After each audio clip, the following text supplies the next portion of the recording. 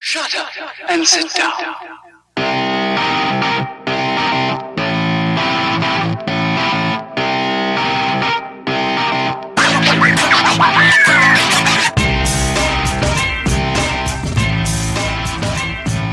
Hey everybody, welcome to the KF Podcast Loki Show Reviews, Episode 1, Season 2, Season 5, Season 1, Season whatever. Season 1, Episode 1. This is just our breakdown of the Loki Show, our reactions to watching it, and talking about what it's going to kind of be like. We'll probably do a wrap-up of this when the show ends. This will just be like, we're not going to talk every episode, we'll just bookcase it.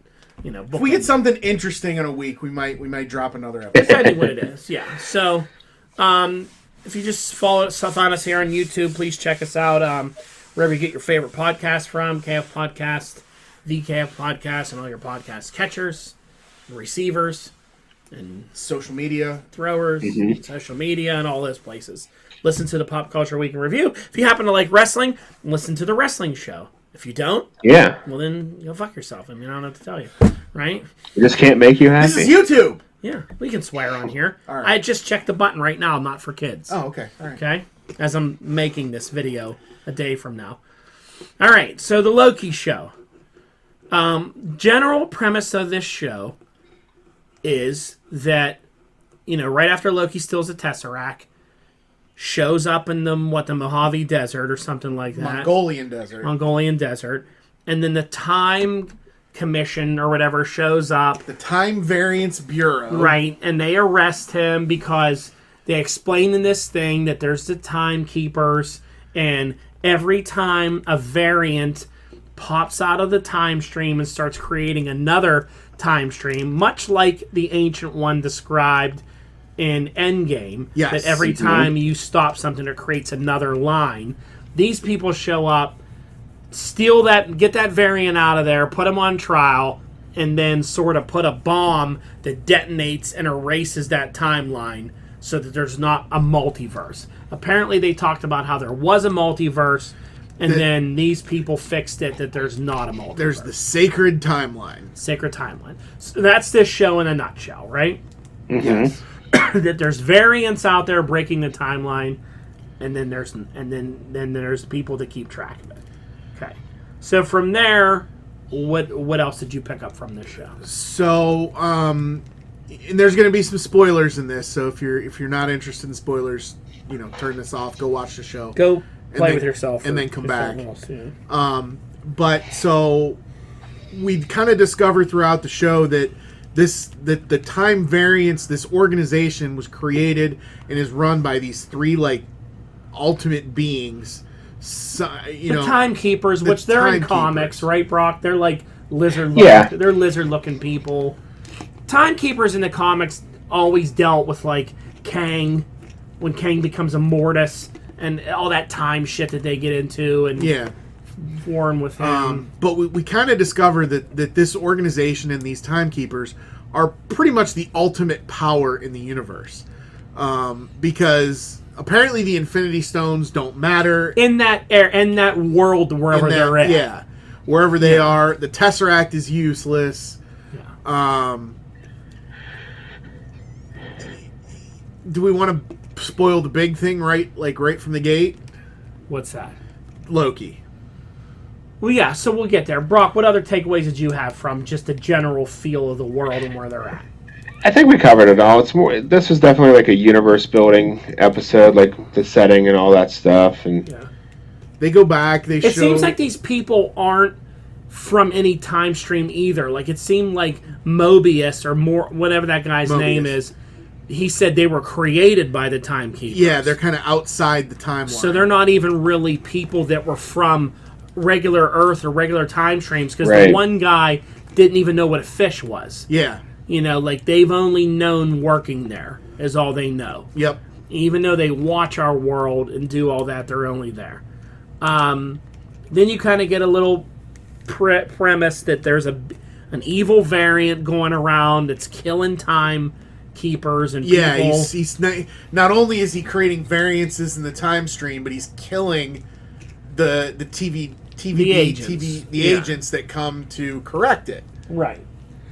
The other takeaway from this is the Loki you're dealing with is not the Loki that we know throughout all those movies. Correct. He had no redemption story. He had no redemption story, never became good. He got to watch like the MCU movies of himself during the show and pick up that like he ends up, which I don't know if I ever knew that in Dark World, he was the one that told the elves to go that way, hoping they would kill Thor.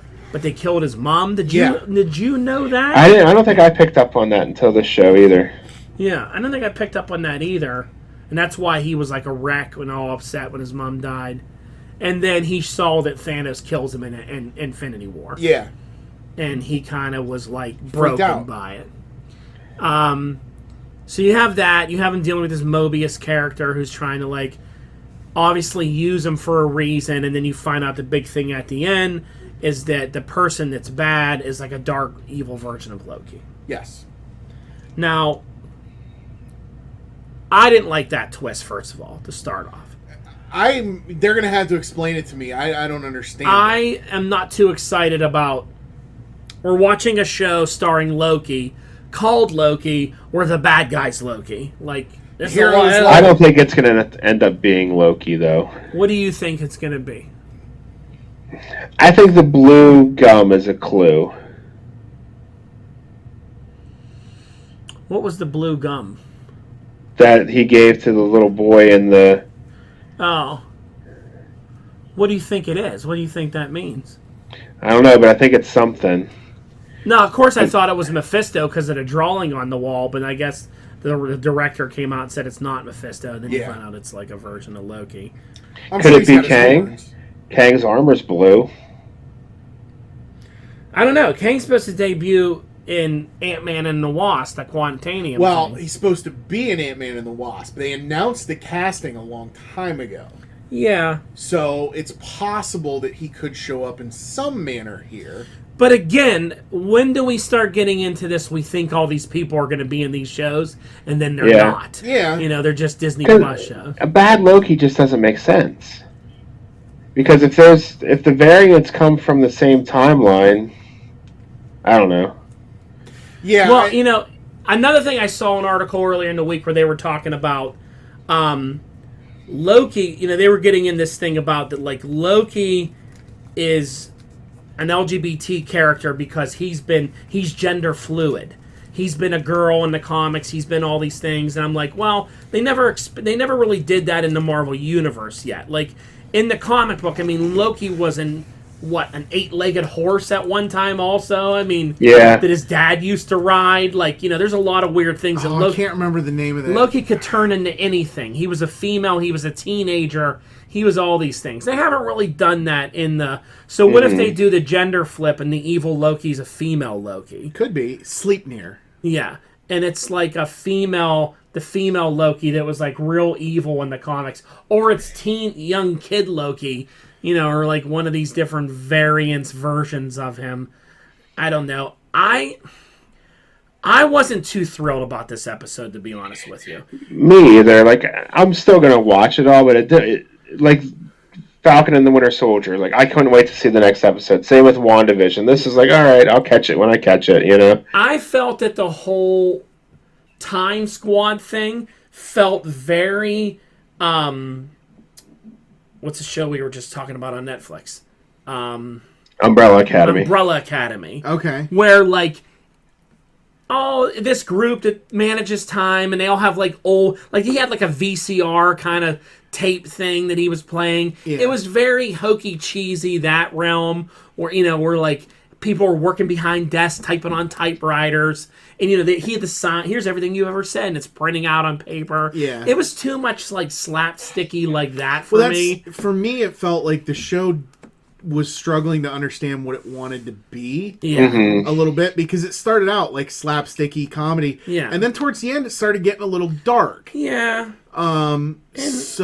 I don't know. We'll see. Know. I mean, and then I really hate the whole like you've done 10 years of movies showing you the power of the Infinity Stones, and then in one episode of this you shit all over it that they're just in a drawer. Oh, everybody's got Infinity Stones here, we use them as paperweights. Like, Well, I think what they're trying to say with that is like most of these time variants are people trying to get Infinity Stones. Well, yeah, but they don't. They stop these people so often that it's just not even a big thing anymore. And I guarantee you, Loki took a handful of those out of that drawer. Yeah, and I mean, how they're able just to touch, like, they have no power there. You can touch the Power Stone, it doesn't do anything to you. Yeah. Like, I don't know, we're just tossing the Infinity Stones maybe away now. I bet you this is how they bring them back. Yeah, maybe. I don't know. Yeah, that could be it. I don't know if Loki's ever going to leave this show. Like, they pretty much said, like, you're Loki, that's your future. You know what I mean? Like, yeah. I don't know if they're going to reintroduce... This may just be like what Tom Hiddleston does now, is make this show. This is the only Disney Plus Marvel show that they've already announced season 2 for. Right, because I don't think this is a build into any other part of the universe. That's true. Other than maybe showing Kang and showing Time People, I feel like this is the only one that's like, it's just going to... This was just made for Tom Hiddleston. Yeah. So we could bring him back as people love Loki, and we could do some Loki stuff. Yep. I don't really feel this is going to tie into anything else at all. Because if everything that is important in the MCU is thrown away like it doesn't matter in this show. I kind of feel like we're going to get the Fantastic Four out of this. We said that about WandaVision. Fantastic Four villains. Were they? Mm-hmm. Yeah. They imprisoned them for messing around with the timeline. That's where they debuted. I think that's the only people they really ever interacted with. Yeah. Well, there was a couple, like, internet sleuths who apparently they think they see Sharon Carter in the background at one point. Okay. How would she be messing with time? I don't know. She's the power broker. You know what I mean? Or no, I'm sorry, not Sharon Carter. Peggy Carter. Peggy Carter. Okay. Peggy Carter. Yeah. Well, if she apparently had a relationship with Steve Rogers her whole life. I mean, shouldn't Captain America be in trouble for what the fuck he did? Yeah. No, because they kind of explained that. Well, yeah, they conveniently wrapped that all by going, well, that was supposed to happen. Oh, Well, what he was doing was he was basically doing their work for them. Yeah, he did, but not going back and living with Peggy Carter for your whole life. That's true. I don't know. That's for personal gain. How can that be okay? Yeah. You know, that's okay. You know, like what the Avengers did with the time heist was okay. That was allowed to happen. But like, I love Loki. He's like, I know exactly who's behind this, and I'll help you stop him. Yeah, it's the Avengers. But Captain America should be in trouble. Yeah. You know, He should. That time variant doing that shit. I don't know. Doctor Strange. Yeah. Yeah, he used a time stone to rewind time multiple times. Yeah, but that was within a bubble. That didn't affect everything. I don't know how time stone works. I don't either. I mean, in one part of the movie, he focused it just on an apple. And then in another part of the movie, he focused it on, like, 6 blocks of Taiwan. Or wherever they were at, yeah. Yeah, I don't know. I don't know. I kind of was at the end of this, was like, meh. This didn't do it for me. I'm hopeful for it still, but I'm with you. Like, it wasn't anything I got too overly excited about. I feel like every episode of this, once they get going, it's just going to be like here's Loki. You know, Loki in the 70s, Loki in the 40s. Loki I did like the D.B. Cooper callback. Yeah, that was cool. That was cool that they made him D.B. Cooper and they did all Well, that. and it was a bet between him and Thor. Yeah, that was fine. But, like, I think you're going to get a lot of this, like, Loki throughout time. I think this show, I've seen so many people reacting to it already and, like, this is going to lead to this and that. And I'm like, this is going to lead to just Tom Hiddleston comedy hour for the next couple of years because people like Tom Hiddleston and they want him in the movie. Your Loki is dead in the MCU. Yeah. We'll see. We'll see. But, yeah, that's Loki. You can't trust him. No, especially this one. Yeah, this one is definitely the... Well, I think he had a change of heart too whenever he saw the clip of Thor, like, finally calling him his brother and all that stuff. And their dad dying and all that, yeah. I think that was his motivation. I think that's what they were trying to say, was his motivation all along was to be accepted by that family. Yeah. And then he saw by the end that he was, so that was kind of cool. Yeah. I like there's a meme going around that's showing Loki and Thor and Hela, and it's like could have been the comics' most powerful trio if Odin wasn't a shit father. Yeah. It's true. Yeah. Very true. Wasn't Hela his sister in the comics, though? Odin's sister. Hela was Odin's sister, yeah, not Yeah. Thor and Loki's sister. Thor and Loki's sister now is Angela. Mm-hmm. But they haven't done her yet. No. I was kind of thinking that maybe that's where they were going, because remember, with Ironheart and Falcon Cap and all that, Angela was a part of that whole Marvel Now push when they were all like... Is she even doing anything now in comics, or is she still around? She's their sister still, yeah. Okay. She's in Outer Space books and Thor books and stuff. She was Spawn number 9. It's It's a valuable book now, all of a sudden. Spawn. She's created in Spawn, and then Marvel got the rights to her, and now she's in the MCU, and she's Thor's sister. Interesting. Mm-hmm. All right, well, there you go. Thanks for listening. We'll talk more about Loki on the Pop Culture Week in Review, probably every week building up to the season finale. If anything major happens, we'll cover it there, too, as well. So have a good one, and thanks for listening, and see you later. Later.